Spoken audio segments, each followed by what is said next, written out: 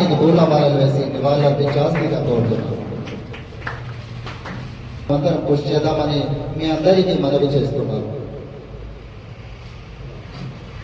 ఈ మహానుభావుల చిత్రపటాలకు మాలలు వేసి నివాళులు అర్పించడం జరిగింది. లాంపిలే వాసుదేవ్ గారు ఇక్కడ వేదికపై రావాల్సిందిగా కోరుతున్నాను. అదేవిధంగా కాంపల్లి గోపి గారు కూడా ఇక్కడ వేదికపై రావాల్సిందిగా కోరుతున్నారు. అదేవిధంగా సమాజ భావన వల్ల ముందుగా ఆజాద్ సమాజ్ పార్టీ ఆదిలాబాద్ టౌన్ అధ్యక్షుడిగా, ఏఎస్పీ జిల్లా అధ్యక్షుడిగా, ఆజాద్ సమాజ్వాదీ పార్టీ ఆదిలాబాద్ జిల్లా అధ్యక్షుడిగా నగీనాలో మన ఆజాద్ సమాజ్ పార్టీ తరఫున ఆజాద్ గారు 1,51,473 ఓట్లతో మన ముఖ్యంగా ముస్లిం ఓట్లతో గెలుపొందడం జరిగింది. అది చెప్పడానికి నేను ఎలాంటి సందేహపడను.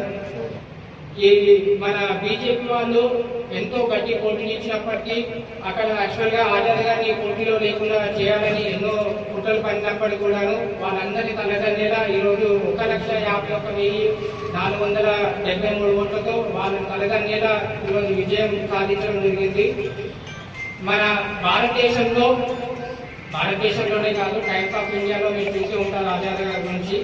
ఎస్సీ, ఎస్టీ, బీసీ మైనార్టీల తరఫున ఆయన ఎన్నో పోరాటాలను ఎక్కడ జరిగినా కూడాను ముందుండి ఈరోజు పోరాటం చేయడం జరుగుతుంది. మన దళితుల తరఫున, మన ఎస్సీ, ఎస్టీ తరఫున, మైనార్టీల తరఫున ఇప్పుడు ఏదైనా జరిగిందంటే మొదటి వ్యక్తిగా ఆజాద్ గారు నిలవడం జరుగుతుంది.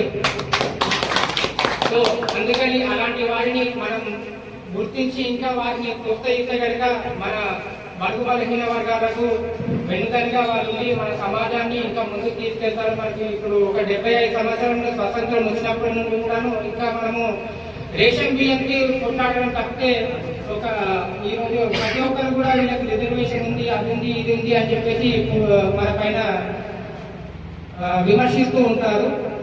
అలాంటి వాళ్ళకి మనం ఇంకా కూడా రేషన్ బియ్యంకి అగ్గిపెట్టెలకు కొట్లాడడం తప్పితే ఏం లేదు. మనం ఒక బీటెక్ లో సీట్ పొందినప్పుడు మనం రిజర్వేషన్ అందిపుచ్చినట్టుగా ఉంటుంది. సో అందరూ కూడాను మనం డీమార్ట్ లో కానీ, ఆజాద్ సమాజ్ పార్టీలో కానీ ఆజాద్ గారు విద్య అనేది ముఖ్య ప్రాధాన్యత ఇస్తారు. సో ఆ స్కూల్ కూడాను ఆదిలాబాద్ లో ఫస్ట్ స్కూల్ గా ఏర్పరుస్తారని చెప్పేసి